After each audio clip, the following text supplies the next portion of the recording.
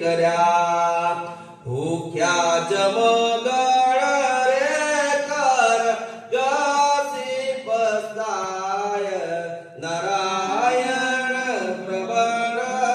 પ્રતાપ છે પામ્યા અનંત જીવ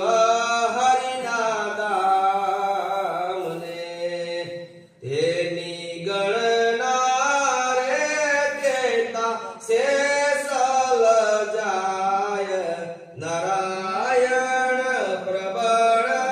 પ્રતાપ છે મુક્તાનંદ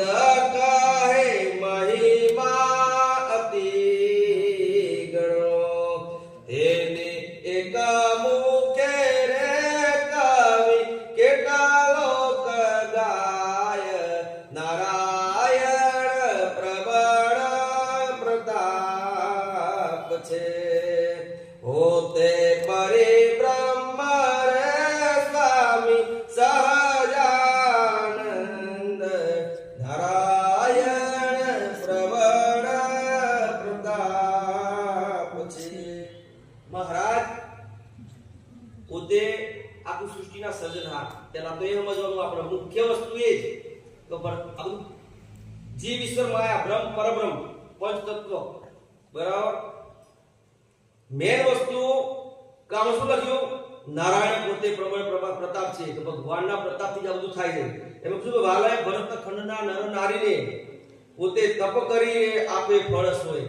કે ભગવાન નર નારાયણ ભગવાન ખરા ને આ બધા માને કે ના માને કારણ કે આપણા બધા ફાટા બહુ છે પણ મેન વસ્તુ તો નર નારાયણ દેવ થી જ આપણો સંપ્રદાય ઉજળો